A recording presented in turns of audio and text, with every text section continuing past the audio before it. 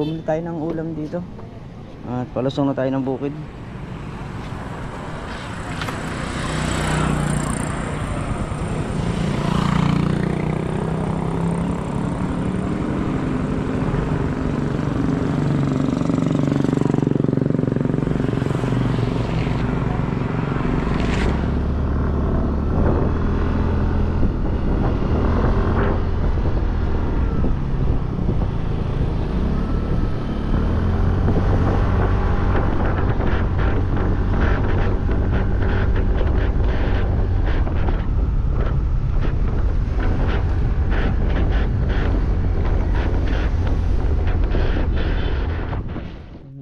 Ito yung baba ng kalamansi.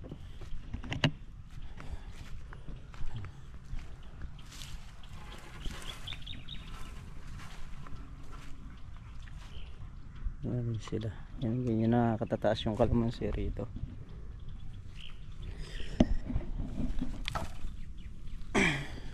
Natin yung bunga.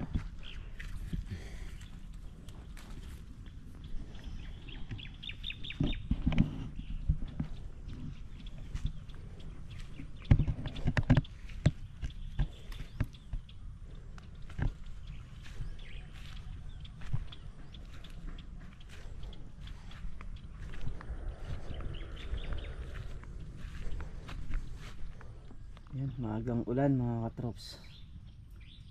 Ang hatid ng ating Sabado. Ay, Sabado ba? Linggo na.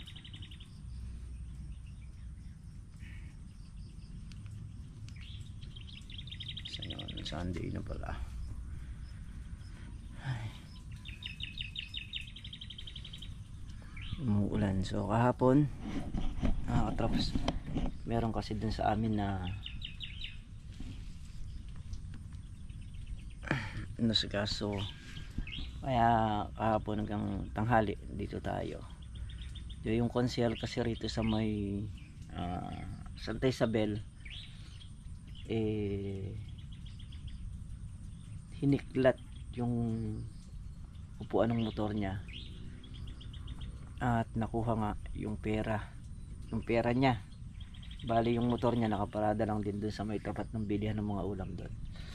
So pinacheck sa CCTV kahapon, so nakita naman, at yung mga bata nahuli naman. Kaya usapin pa rin sa susunod na Sabado, usapin yun. So pinuntahan ko sila doon para syempre taga rito sila, tas mapupunta sila ron, aabutin halos sila ng maghapon. So pinakain natin doon sa bahay para hindi na rin umuwi, at naayos nga yung dapat nilang ayusin. Bali dalawang konsehal dito yung nagpunta ron. Bali mga kagoods naman natin, kaya syempre kahit paano alalayan natin dahil nandun sa ating lugar. Kagaya ko pagka nandito ako sa kanila, iba yung pakikitungo o pakikisama rin nila sa akin. Kaya bilang respeto o paggalang, ako naman yung gumawa sa kanila ng ganon dahil nandun nga sila sa lugar namin. Ayan.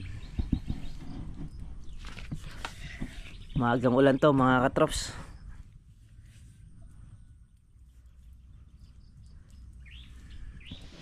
Ayan mga katrops, tayo ay nagluluto ng sinaing saka yung ulam.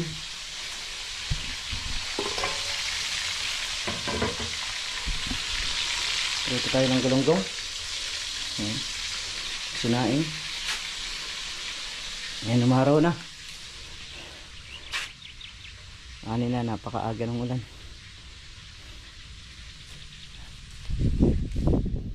Nagkukuwari. Nahinto. So, hindi pa natatambakan yung gilid, pero sabi naman ni Kuya Jebo na pagka palabas na, saka ayusin yung sa gilid natin.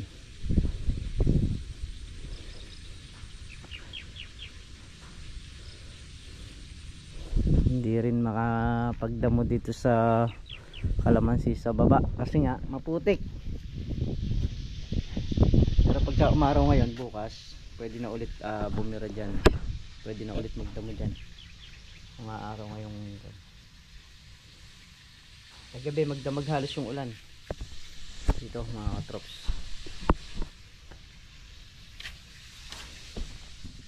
Piprito pa tayo ng galunggong. Grabe ang panahon mga katrops. Ayan, makulimlim na naman. Hindi mo tuloy alam. So yung mga na-spray, hindi natin alam kung mamatay ba yung damo. Yung iba patay, yung iba puwan. Ayan, gaya nyo no, mga naninilaw na yung mga damo. Sa kalamansi yan mga katrops, yung pagitan ng kalamansi na spray. So pati yung baba, pati itong baba, para pag nasingitan kung mag-ulan man, patay na yung damo. Ay.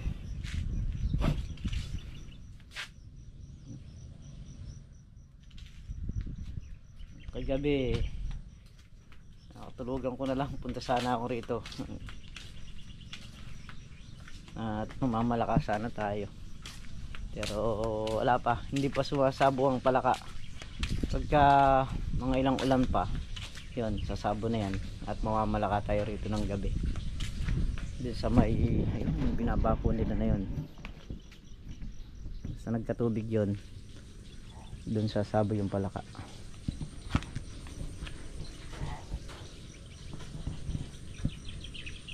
So yun mga katrops, bali kami ngayon na malengke. Umuwi tayo kaninang alas 3 dahil dun sa panahon, araw-ulan. So namalengke kami. Ayun yung pinamalengke, nabitbit ni Commander. Tapos ayun po sa single, napakara. Yan ang buhay namin pagka kami namamalengke. Yan. Ayan. Ito nyo puno. So syempre bago kami umuwi ng bahay, maglulugaw muna kami dito kay Ate Mels Lugawan. So yun mga katrops, nangyari na rin kami mamalengke. Ayan, dito na rin kami sa bahay. Syempre nagpapasalamat ako sa lahat din ng mga sumuporta dun sa aming balik eskwela program. Ayan, sa mga Eagles po. Ayan, thank you po sa lahat ng mga tumulong, mga nagbigay, dahil po kung kami lang hindi naman namin kakayanin yung ganong karami na mabibigyan. Napakarami pong mabibigyan na estudyante. So hindi lang po sa isang lugar, balang barangay po is meron pong mabibigyan ng libreng school supply. Gaganapin nga lang po sa asyenda, pero kasama puro ng San Vicente ito sa atin. Kasama rin po ang Santa Isabel. So ako po, ang hawak ko yung Santa Isabel saka itong San Vicente na bibigyan natin ng gamit. Bali yung po gagamit ng stab. Ayan, yung mga stab po bawat estudyante na pupunta ron.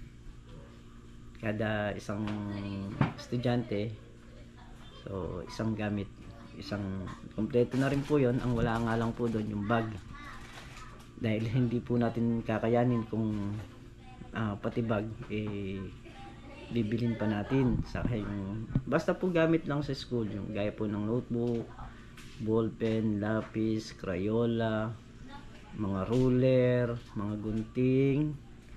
Ayan, meron na po nun. Saka yung mga pad, yung mga papel.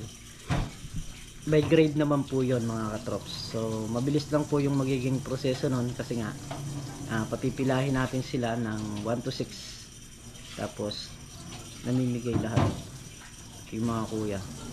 So yun po gaganapin namin sa 8.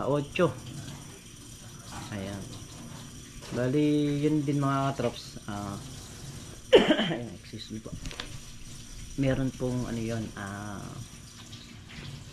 papiding.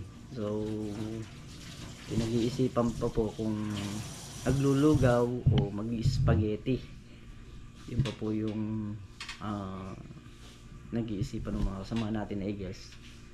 So bali gagamit tayo ng kaldero, medyo marami, dahil nga hindi naman natin i-estimate na isang bata